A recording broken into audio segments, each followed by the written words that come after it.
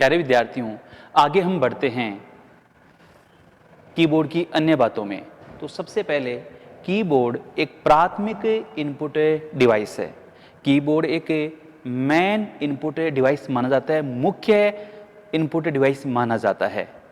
मुख्य output device monitor होता है, लेकिन यदि इनपुट डिवाइस की बात करें तो नाम आएगा किसका? कीबोर्ड का। चलते हैं कीबोर्ड की फंक्शन की के बारे में। ये ऊपर टॉप में जो होती हैं ये होती है फंक्शन की, यानी कि F1 से लेकर F12 तक, यानी इनकी संख्या कितनी होती है? 12 होती है। तो ये 12 फंक्शन की होती है और इनका प्रयोग अलग अलग होता है। देखो, सबका प्रयोग अलग अलग है, लेकिन इसके साथ साथ ये किसी न किसी अन्य की के साथ मिलकर भी अलग काम करते हैं। जैसे कंट्रोल के साथ F1 अलग काम करेगी, कंट्रोल के साथ F2 दबाऊंगा तो अलग काम करेगी। मेरे कहने का अर्थ है कि F1 को यदि मैं अकेले प्रेस करता हूं तो ये अलग काम करती है, और यदि मैं किसी कॉम्बिनेशन की के साथ मिलकर इसको मैं दबाता हूं तो ये अलग काम करती है। तो हम इसके सारे प्रयोग पढ़ेंगे। चलो आओ स्टार्ट करते हैं F1 से लेकर F12 तक। सबसे पहले आपको स्क्रीन के ऊपर दिखाई दे रहा है F1 और F2। तो क्यों ना पहले मैं F1 की बातें बता दूं। F1 सहायता के लिए, किसी भी प्रकार की सहायता के लिए, यानी कि किसी भी एप्लीकेशन प्रोग्राम में मुझे किसी भी प्रकार की सहायता चाहिए तो मैं F1 प्रेस करूंगा। यानी कि आपको याद रखना है फॉर हेल्प, इतना याद रखना है।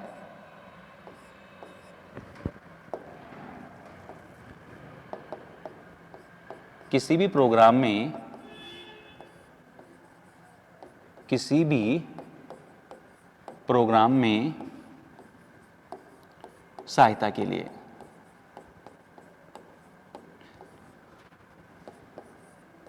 पहले मैं इसको लिखवा देता हूं, देन आफ्टर फिर मैं आपको प्रैक्टिकल करके दिखाऊंगा। ये तो हो गया F1 का प्रयोग। यदि मैं इसको कंट्रोल के साथ दबाता हूं, कंट्रोल प्लस से F1 यदि मैं प्रेस करता हूं तो ध्यान दीजिएगा, कंट्रोल प्लस से F1 यदि मैं प्रेस करता हूं तो जो रिबन बार है वो मिनिमाइज हो जाती है। MS वर्ड या कोई भी एप्लीकेशन प्रोग्राम कह सकता हूं, MS वर्ड या MS एक्सेल या पावर पॉइंट भी हम कह सकते हैं, या पावर पॉइंट भी हम यहां पर कह सकते हैं। MS वर्ड, पावर पॉइंट या MS एक्सेल में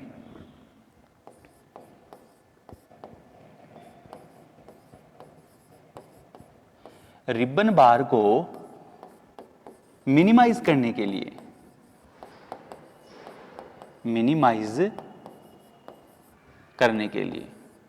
मिनिमाइज का मैं अर्थ ये कह सकता हूं गायब करने के लिए, मिनिमाइज करने के लिए। चलो आओ देखते हैं। तो मैंने F1 के दो प्रयोग आपको बताए हैं, हेल्प के लिए और MS वर्ड या एक्सेल में रिबन बार को मिनिमाइज करने के लिए। चलो देखिए, जैसे मैं आपसे ये कहूं कि ये MS वर्ड की एक विंडो है, वर्ड विंडो, मुख्य स्क्रीन को वर्ड विंडो कहा जाता है। इसमें ये वाला जो भाग है जहां पर मेरा ये हाथ चल रहा है, मेरी अंगुलियां और ये अंगूठा जो चल रहा है, इसको कहते हैं रिबन बार। ठीक है। यदि मैं केवल F1 प्रेस करूंगा, ध्यान दीजिए, यदि मैं केवल F1 प्रेस करूंगा तो हेल्प विंडो खुलेगी। चलो मैं इसका कीबोर्ड यहां से ले लेता हूं, और यदि मैं केवल F1 प्रेस करता हूं, F1, तो देखिए वर्ड हेल्प, यानी कि आपको किस प्रकार की सहायता चाहिए। ये मैं किसी भी एप्लीकेशन प्रोग्राम में यदि मैं दबाऊंगा F1 तो ये हेल्प का विंडो खुल जाता है। Is that clear? चलो सेकंड प्रयोग कंट्रोल के साथ F1। यदि मैं कंट्रोल के साथ F1 दबाऊंगा तो ये जो रिबन बार है ये गायब हो जाएगी, वो गायब होगी। तो किसी भी एप्लीकेशन प्रोग्राम में रिबन बार को हाइड करने के लिए कंट्रोल के साथ F1 दबाया जाता है। चलिए आगे चलते हैं F2 की ओर। आई थिंक F1 और कंट्रोल प्लस F1 आपके क्लियर हो चुका होगा। चलिए इसको लिखते रहिएगा।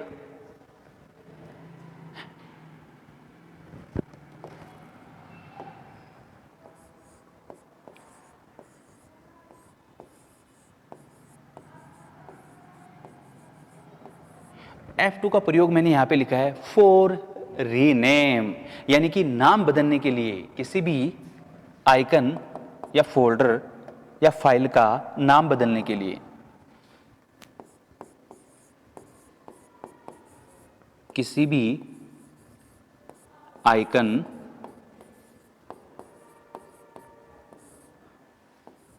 फाइल या फोल्डर का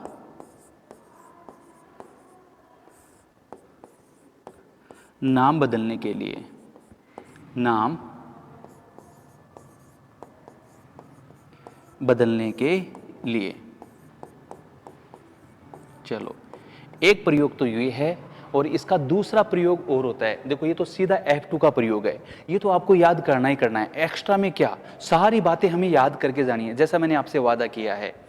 यदि मैं कंट्रोल के साथ F2 दबाता हूं, यदि मैं कंट्रोल के साथ F2 दबाता हूं, तो MS वर्ड का या MS एक्सेल का प्रिंट प्रीव्यू क्या होता है, यानी कि जैसे मैं किसी का प्रिंट आउट लेना चाहता हूं, तो उसका पहले मैं प्रीव्यू देखना चाहता हूं कि इसका प्रिंट आउट आएगा कैसे।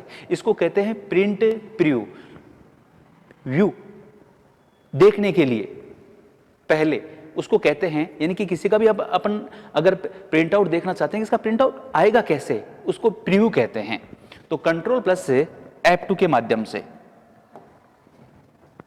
कंट्रोल प्लस से F2 के माध्यम से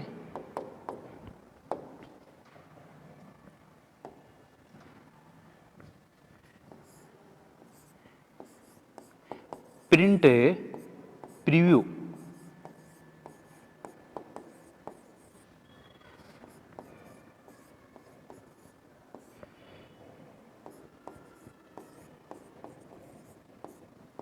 प्रिंट प्रीव्यू देखा जा सकता है।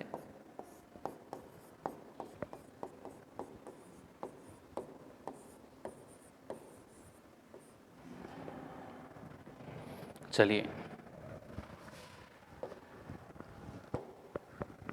देखिए, जैसे मैं कोई सा भी फोल्डर यहाँ पे चुन लेता हूँ। जैसे मैंने यहाँ पे एक फोल्डर ये चुन लिया, ठीक है, और मैं इसका नाम बदलना चाहता हूँ। यहाँ पे अभी फिलहाल लिखा हुआ है साइंस। हो सकता है कि आपको थोड़ा सा कम दिखाई दे रहा हो, तो यहाँ पे लिखा हुआ है साइंस। इसका मैं नाम बदलना चाहता हूँ, तो मैं फंक्शन की का F2 दबाऊंगा। जैसे ही मैं F2 दबाऊंगा तो यहाँ पे साइंस हाईलाइट हो गया है, और मैं इसका नाम बदल सकता हूँ, दैट इज विज्ञान। ये लो, ये मैंने नाम चेंज कर दिया। यानी कि किसी भी फाइल या फोल्डर या आइकन का नाम बदलने के लिए F2 का प्रयोग किया जाता है। ओके, फर्स्ट प्रयोग तो ये हो गया इसका। सेकंड प्रयोग में चलते हैं हम इसके में। चलिए, ये हमारे पास MS वर्ड की विंडो खुली हुई है, और इसका यदि मुझे प्रिंट प्रीव्यू देखना है कि इसका प्रिंट कैसा आएगा, उसके लिए मैं कंट्रोल के साथ क्या दबाऊंगा, F2। जैसे ही मैं कंट्रोल के साथ F2 दबाऊंगा तो ये आ गया इसका डॉक्यूमेंट टू प्रीव्यू, यानी कि इसका प्रिंट आउट ऐसा आएगा। तो प्रिंट प्रीव्यू देखने के लिए, प्रिंट का व्यू देखने के लिए कंट्रोल प्लस F2 का भी प्रयोग किया जाता है। ये यहां से भी मिलता है, ये मैं आपको MS वर्ड में आपको मैं पढ़ाऊंगा भी।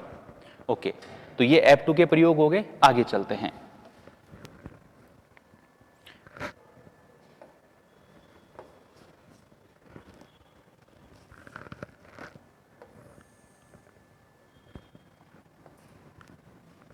इसका एक प्रयोग आप और पढ़ सकते हो कि यदि मैं केवल F2 दबाता हूं, केवल F2, तो F2 के माध्यम से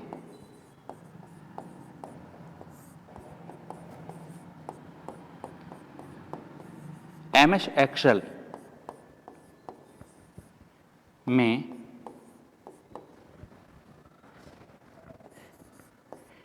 एक्टिव सेल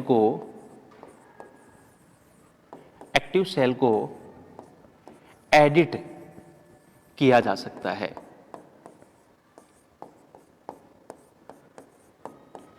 एडिट क्या होता है, यानी कि उसमें कुछ भी काट छाट या कुछ भी बदलाव किया जा सकता है। जैसे कि MS एक्सेल की एक फाइल मेरे पास पहले से ऑलरेडी खुली हुई है, ये देखिए।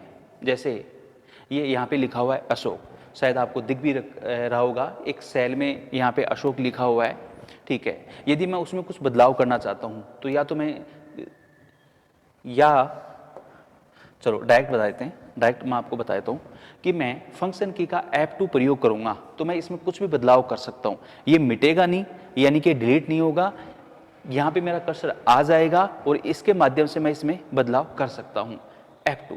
तो यहाँ पे मेरा कर्सर आ गया है, मैं यहाँ पे लिख सकता हूँ आसानी से अशोक कुमार, KUMAR। तो ये MS एक्सेल में एक्टिव सेल में एडिट करने के लिए भी F2 का प्रयोग किया जाता है। तो ये गहराई की बातें हैं जो आप जान लें, इसको आप रिटर्न कर सकते हैं, लिख सकते हैं।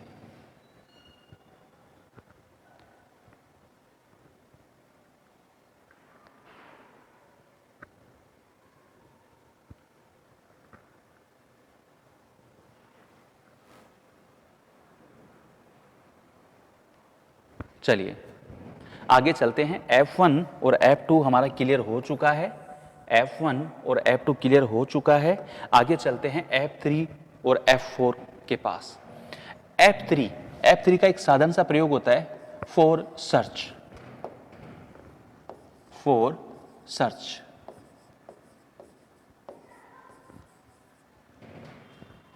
दूसरे यदि मैं हिंदी में यदि मैं कहूं इसको, किसी भी फाइल, फोल्डर को खोजने के लिए सर्च का प्रयोग किया जाता है। इतना याद कर लें।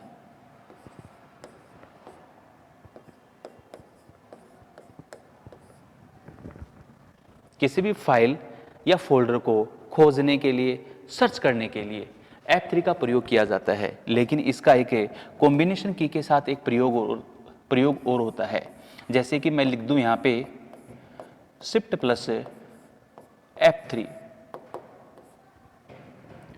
Shift प्लस F3 का प्रयोग क्या होता है कि MS वर्ड में जो भी डाटा हमारे पास है या जो भी पैराग्राफ हमारे पास है, यदि मैं शिफ्ट के साथ F3 दबाऊंगा तो वह पूरा पैराग्राफ कैपिटल लेटर में बदल जाएगा, यानी कि उसका जो केस है वो बदल जाएगा, वो अपर केस में हो जाएगा।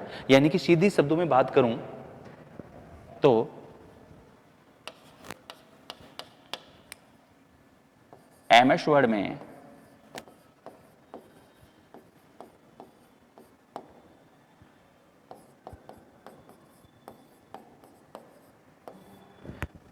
सेलेक्ट किया गया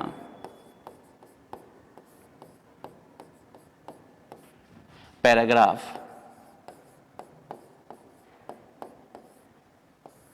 कैपिटल लेटर्स में, यानी कि बड़े अक्षरों में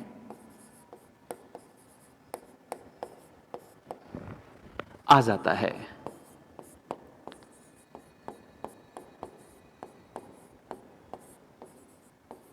चलो इसको हम एक बार प्रैक्टिकल करके देख लेते हैं कि कैसे ये बड़े अक्षरों में आ जाता है। जैसे आपके सामने एक विंडो खुली हुई है, दैट इज वर्ड विंडो, आप अच्छे से वाकिफ हैं इसके लिए। यहाँ पे लिखा हुआ है अशोका क्लासेस शाहपुरा जयपुर। ओके ये ग्रामीण क्षेत्र की ऐसी संस्था है जिसने पूरे राजस्थान में ग्रामीण इलाके में सबसे ज़्यादा सिलेक्शन दिए हैं। चलो बात करते हैं हम किसकी, शिफ्ट प्लस F3 की। देखो F3 का प्रयोग होता है किसी फोल्डर या आइकन को खोजने के लिए, केवल F3 की बात कर रहा हूं। लेकिन यदि मैं शिफ्ट के साथ F3 दबाता हूं तो ये जितने भी आपको यहाँ पे ये शब्द दिख रहे हैं, ये सारे के सारे कैपिटल लेटर्स में बदल जाएंगे, बड़े अक्षरों में बदल जाएंगे। चलो देखते हैं। शिफ्ट के साथ मैं दबा रहा हूं F3। चलो पहले मैं इनको सिलेक्ट कर लेता हूं, कंट्रोल A। ठीक है, मैंने इनको चयन कर लिया और मैं शिफ्ट के साथ F3 दबाऊंगा। तो जैसे ही मैंने शिफ्ट के साथ F3 दबाया है तो आप देख रहे होंगे कि यहाँ पे जो स्मॉल लेटर्स में थे यानी छोटे अक्षरों में थे वो सारे के सारे कैपिटल लेटर्स में चेंज हो गए हैं। तो ये प्रयोग है किसका? शिफ्ट प्लस F3 का।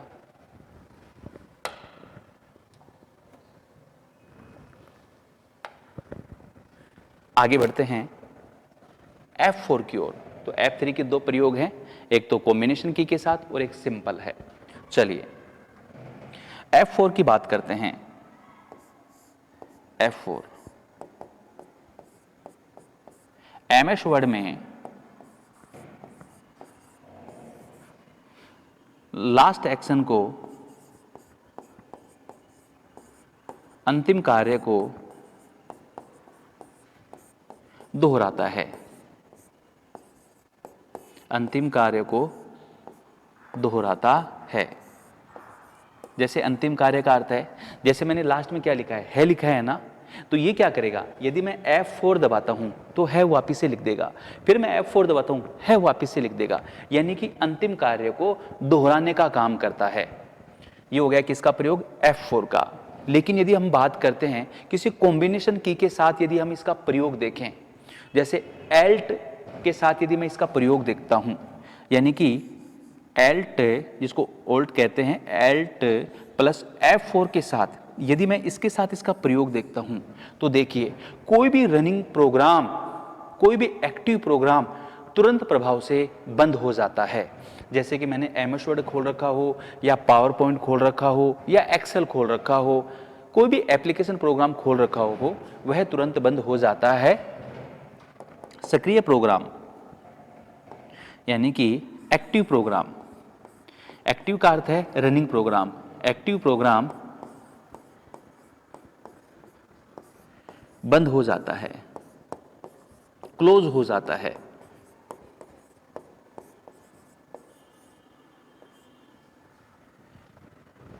जैसे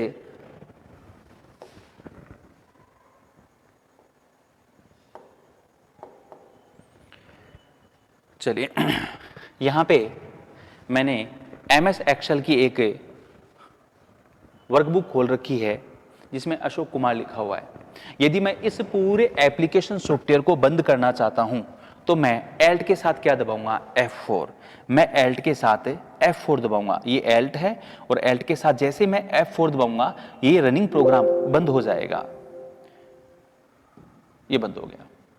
इसने मुझसे पूछा है कि do you want to close it, yes और नो, कि आप इसे बंद करना चाहते हैं? तो जो रनिंग प्रोग्राम है वो तुरंत प्रभाव से बंद हो जाता है।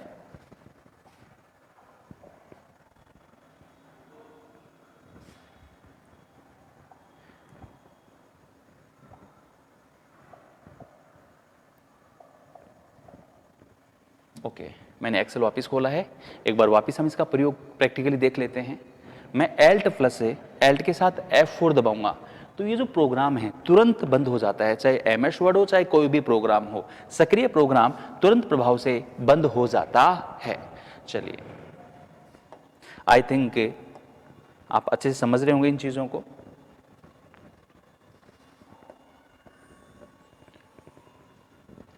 इसका एक प्रयोग और देखते हैं हम।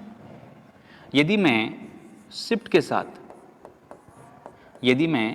के साथ F4 प्रेस करता हूं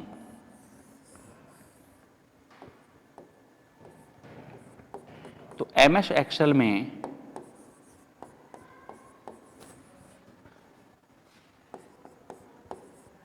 कर्सर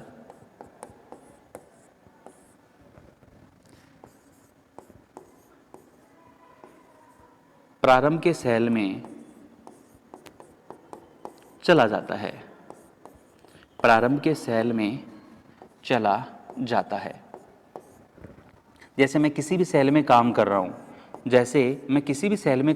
हूं, तो शिफ्ट प्लस F4 जैसे ही मैं प्रेस करूंगा तो मेरा जो सेल है वह सीधा प्रारंभ में चला जाएगा, यानी कि मेरा एक्टिव सेल जो होगा वो होगा कौन सा? A1।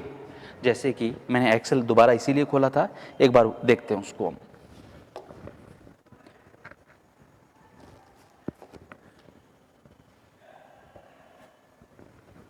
चलिए, मैं यहां पे इसकी साइज बढ़ा लेता हूं।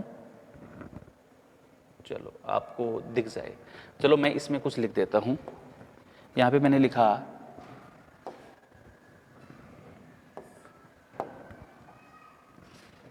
लिखा अशोक या अशोका, ठीक है, ये मैंने यहाँ पे लिख रखा है। अभी फिलहाल ये मेरा एक्टिव सेल है, जिस सेल में हम कार्य कर रहे होते हैं वो हमारा एक्टिव सेल कहलाता है। यदि मैं शिफ्ट के साथ F4 प्रेस करूंगा तो मेरा एक्टिव सेल ये सेल आ जाएगा, यानी कि A1 वाला सेल प्रारंभ में चला जाता है। चलो मैं शिफ्ट के साथ दबाता हूं F4, ये देखिए, तो ये मेरा जो एक्टिव सेल है या मेरा जो कर्सर है वो प्रारंभ में चला जाता है। तो ये F4 के 3 प्रयोग थे जो मैंने आपको बताए हैं।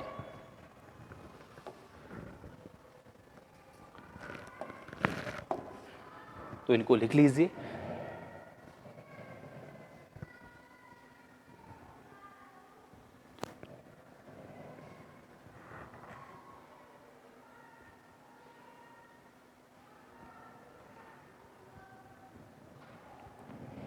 आगे चलते हैं F5 की ओर। F5 का सिंपल सा यूज है फॉर रिफ्रेश, तरोताजा होने के लिए, डेस्कटॉप को या वेब पेज को रिफ्रेश करने के लिए। ये नाम अवश्य याद कर लें, रिफ्रेश करने के लिए। जैसे हमें कोई मेल प्राप्त नहीं हो रही हो या हमने मेल आईडी खोल रखी है और किसी अन्य व्यक्ति ने हमें कोई मेल भेजी है, तो उसे प्राप्त करने के लिए या वेब पेज को दोबारा लोड करने के लिए F5 का प्रयोग किया जाता है, यानी कि वो मेल हमें दिखाई देने लग जाएगी। F5 का प्रयोग किया जाता है रिफ्रेश करने के लिए। इस नाम को अच्छे से ध्यान रख लें, ये कई बार एग्जाम में पूछा गया है। इसके और अन्य भी प्रयोग हैं। MS वर्ड में इसका अलग प्रयोग है, अन्य प्रयोग भी मैं लिख देता हूं ताकि एग्जाम में कोई डाउट ना हो। तो सीधा रिफ्रेश करने के लिए F5 का प्रयोग MS वर्ड में गो टू के लिए, गो टू ऑप्शन के लिए। पहले मैं लिख देता हूं, फिर मैं आपको प्रैक्टिकली करके बताऊंगा। यानी कि हमें किसी भी पेज पर जाना है, जैसे हमारे डॉक्यूमेंट में 100 पेज हैं और हमें डायरेक्टली 45वें पेज के ऊपर जाना है, तो हम गो टू का प्रयोग करेंगे।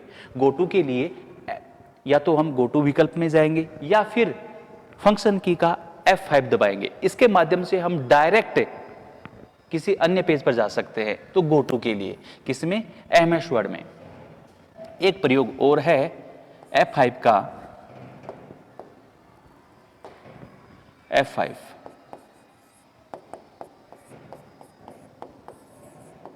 MS पावरपॉइंट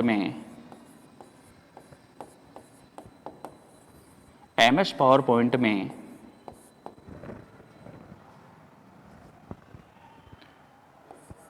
स्लाइड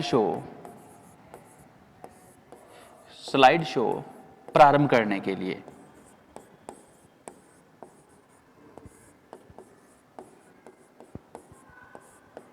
देखो एग्जाम में इनमें से कोई सा भी पूछ सकता है, ऑप्शन में कोई सा भी दे सकता है। विद्यार्थी केवल एक प्रयोग करके याद करके जाता है रिफ्रेश करने के लिए, नहीं, आपको पूरी तैयारी के साथ एग्जाम में जाना है।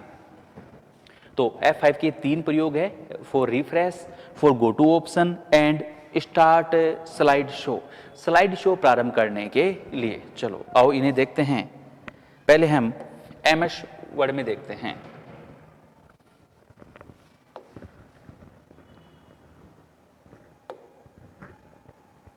चलिए, यदि मैं F5 प्रेस करता हूं, जैसे मैं F5 प्रेस करता हूं तो यहां पे एक गो टू का ऑप्शन आ जाएगा कि आप कहां जाना चाहते हैं। मैं F5 जैसे ही प्रेस करता हूं, देखिए find and replace go to. तो गो टू का अर्थ है मुझे कौन से पेज के ऊपर जाना है, तो गो टू के लिए भी F5 का प्रयोग किया जाता है। नेक्स्ट MS पावरपॉइंट में जो कि जिसमें हम स्लाइडों का प्रदर्शन करते हैं, तो इस प्रदर्शन को स्टार्ट करने के लिए, इस प्रदर्शन को प्रारंभ करने के लिए F5 का प्रयोग किया जाता है। वैसे तो और भी विकल्प होते हैं, तो जो चीज़ें जहाँ आएंगी मैं आपको वहाँ बताते चलूँगा। यदि मैं F5 प्रेस करता हूँ तो मेरे पास यहाँ पे 3 स्लाइड हैं, जिसमें पहले में लिखा हुआ अशोका, सेकंड में लिखा हुआ क्लासेस और थर्ड में लिखा हुआ है सापुरा। जैसे ही मैं F5 प्रेस करूँगा तो ये 1 बाय 1 स्टार्ट हो जाएंगी। चलो तो मैं यहाँ पे स्टार्ट करता हूँ F5। देखिए ये स्लाइड शो प्रारंभ हो चुका है। ये पहली स्लाइड है, ये दूसरी स्लाइड है और ये तीसरी स्लाइड है। तो स्लाइड शो प्रारंभ करने के लिए भी F5 का प्रयोग किया जाता है। तो 3 प्रयोग हैं, बड़े ही प्यारे प्रयोग हैं इसके, इनको लिख लीजिए।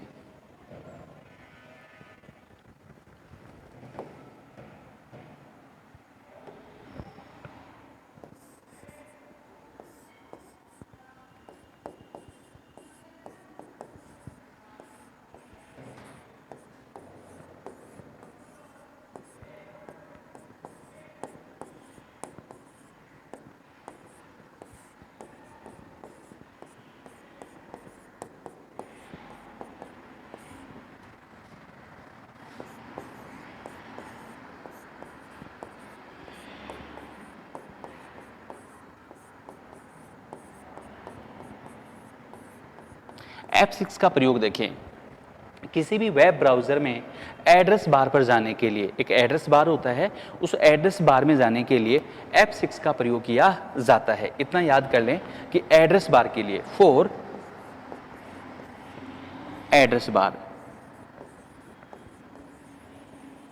इतना पर्याप्त है F6 के लिए, एड्रेस बार में जाने के लिए।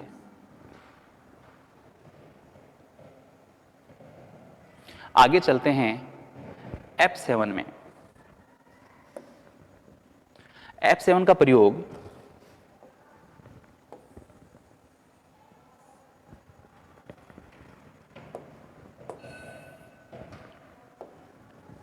For spelling and grammar mistake,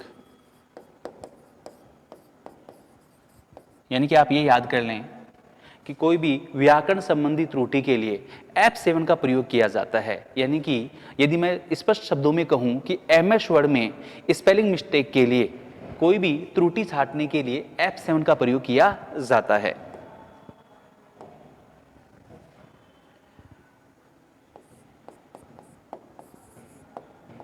MS word में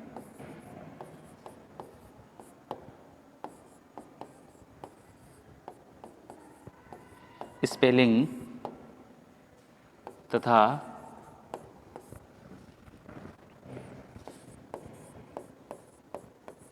ग्रामर त्रुटि के लिए, या फिर मैं कह सकता हूं व्याकरण संबंधी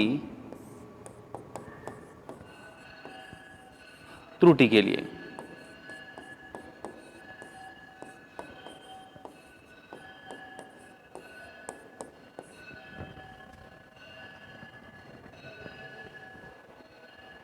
जैसे सपोज कीजिए यहां पे ये टाइप किया हुआ है, अगर इसमें कोई स्पेलिंग मिस्टेक है, यदि कोई इसमें व्याकरण त्रुटि है, तो मैं प्रयोग करूंगा किसका? F7 का प्रयोग करूंगा मैं इसके अंदर। चलो मैं आपको प्रयोग इसमें लेके देखते हैं। F7 का प्रयोग करते हैं। F7 जैसे ही मैं कहूंगा तो देखिए यहां पे एक डायलॉग बॉक्स आ चुका है। तो ये डायलॉग बॉक्स कहता है कि स्पेलिंग एंड ग्रामर मिस्टेक, तो ये है स्पेलिंग एंड ग्रामर मिस्टेक को अंडरलाइन करके हमें दे देता है। चलो जैसे कि कोई भी यदि ग्रामर मिस्टेक है, यदि कोई भी ग्रामर मिस्टेक है तो मैं उसके नीचे ऑटोमेटिकली ही एक ग्रीन कलर की लाइन आ जाती है, और यदि कोई स्पेलिंग मिस्टेक होती तो उसके नीचे रेड कलर की लाइन आ जाती है। तो ग्रामर एंड कोई भी ग्रामेटिकल मिस्टेक के लिए F7 का प्रयोग किया जाता है।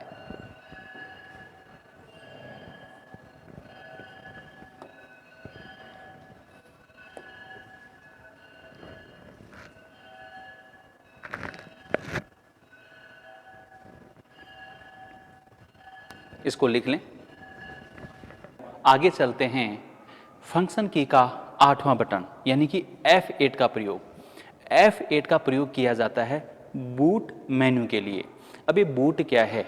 कंप्यूटर को जब स्टार्ट करते हैं तो बूटिंग प्रोसेस स्टार्ट होता है, यानी कि यदि हम उसके अंदर विंडो दूसरी डालना चाहते हैं, जैसे विंडो 7 से विंडो 8 डालना चाहते हैं या कोई भी विंडो डालना चाहते हैं, तो उसके लिए जब कंप्यूटर को स्टार्ट करते हैं तो F8 को बार बार दबाया जाता है। तो F8 को दबाने से बूट मेन्यू आता है, यानी कि F8 का प्रयोग बूट मेन्यू ओपन करने के लिए किया जाता है। एक प्रयोग तो यह है इसका, लेकिन यदि हम किसी एप्लीकेशन सॉफ्टवेयर में जैसे कि MS वर्ड में हम काम कर रहे हैं और किसी शब्द के ऊपर हैं, शब्द में यदि हम F8 को 2 बार दबाते हैं तो वह शब्द चयन हो जाता है, यानी F8 को 2 बार दबाने पर शब्द का चयन हो जाता है। और यदि MS वर्ड में हम F8 को 3 बार दबाते हैं तो पूरा का पूरा पैराग्राफ सेलेक्ट हो जाता है। कैसे? देखिए, जैसे मैंने MS वर्ड की एक फाइल खोल रखी है और MS वर्ड में मेरा कर्सर अभी जयपुर के बीच में P और U के बीच में है। यदि मैं यहाँ पर F8 को 2 बार प्रेस करता हूँ, यानी कि F8 को यदि मैं 2 बार दबाता हूँ तो ये जयपुर शब्द सेलेक्ट हो जाएगा, और यदि मैं 3 बार प्रेस करता हूँ तो ये पूरा का पूरा पैराग्राफ सेलेक्ट हो जाएगा। देखिए कैसे? जैसे F8 को मैंने 1 बार दबाया, दोबारा मैं F8 को दबाता हूँ तो जयपुर यानी एक शब्द सेलेक्ट हो जाता है। MS वर्ड में F8 को 2 बार दबाने पर कोई शब्द सेलेक्ट हो जाता है, और यदि मैं 3 बार दबाऊंगा, 2 बार मैंने ऑलरेडी दबा रखा है, और यदि मैं 3 बार दबाऊंगा यानी F8 को 1 बार और दबा दूंगा तो पूरा का पूरा पैराग्राफ सेलेक्ट हो जाता है। तो ये प्रयोग था किसका? F8 का। आगे चलते हैं। ये F8 का प्रयोग हो गया बूट मेन्यू के लिए। MS वर्ड में 2 बार दबाने पर कोई शब्द सेलेक्ट हो जाता है और इसको 3 बार दबाने पर पूरा पैराग्राफ सेलेक्ट हो जाता है। आगे चलते हैं F9 के प्रयोग में।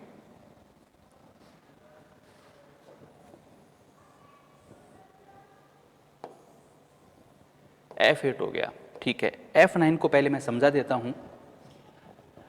F9 का प्रयोग ईमेल भेजने व प्राप्त करने के लिए, बस इतना आप याद रख लें। MS आउटलुक में, यानी कि MS आउटलुक क्या है? एक एप्लीकेशन सॉफ्टवेयर है। MS आउटलुक में ईमेल भेजने और प्राप्त करने के लिए F9 का प्रयोग किया जाता है, यानी कि F9 MS आउटलुक में ईमेल भेजने व प्राप्त करने के लिए इसका प्रयोग किया जाता है।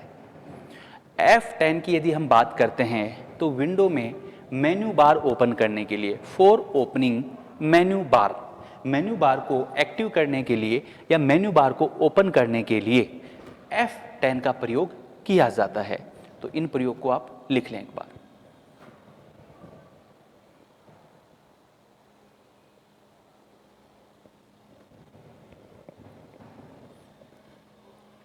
आगे बढ़ते हैं F11 में।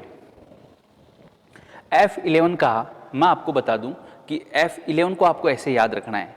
मूवीज़ में या पिक्चरों में ये एक F11 का एक निशान किया जाता है, यानी कि पूरे पर्दे के लिए, फुल स्क्रीन के लिए, पूरी स्क्रीन के लिए F11 का प्रयोग किया जाता है। F11 for full screen. Internet explorer या वेब ब्राउज़र के पेज को फुल स्क्रीन पर लाने के लिए, पूरे पर्दे पर लाने के लिए F11 का प्रयोग किया जाता है। ये F11 का प्रयोग है। और हमारा लास्ट एंड फाइनल है F12 है। F12 है फाइल को सेव एज करने के लिए। सेव एज कह रहा हूं मैं, यहाँ पे सेव केवल ओनली सेव नहीं कह रहा मैं। देखो डिफरेंस है किसमें, सेव में और सेव एज में। तो फाइल को सेव एज में क्या होता है, जैसे हमने कोई फाइल सेव कर रखी है, ठीक है, और हम इसमें दोबारा काम कर रहे हैं और उस फाइल को हम अन्य किसी स्थान पर, अन्य किसी लोकेशन पर, अन्य किसी नाम से सेव करना चाहते हैं। जैसे मैंने कोई फाइल सेव कर रखी है अशोक के नाम से, अब मैं उस फाइल में काम कर रहा हूँ और उस फाइल को मैं अशोक कुमार के नाम से या अशोका क्लासेस सापुरा के नाम से सेव करना चाहता हूँ दोबारा, तो उसके लिए मैं सेव एज का प्रयोग करूंगा। देखो पहली बार सेव करते हैं तो सेव Ctrl+S, पहली बार के लिए Ctrl+S सेव के लिए, ठीक है, और सेव एज के लिए F12 का प्रयोग किया जाता है। एक प्रयोग तो ये है इसका, और यदि इसके साथ में कंट्रोल को ले लेता हूं, Ctrl+F12, ठीक है, तो पहले से सेव फाइल को ओपन करने के लिए, यानी कि जो हम ओपन करते हैं, ओपन क्या होता है कि कोई फाइल, अपन ने 10 फाइलें सेव कर रखी है, उनमें से हमें कोई फाइल खोलनी है, ओपन करनी है, तो उसके लिए Ctrl+F12 का प्रयोग किया जाता है। तो ये फंक्शन की के सभी प्रयोग थे। आशा करता हूँ आप इन F1 से लेके F12 तक के प्रयोग आप अच्छे से समझ गए होंगे। बार बार इनका रिवीजन करते रहिए।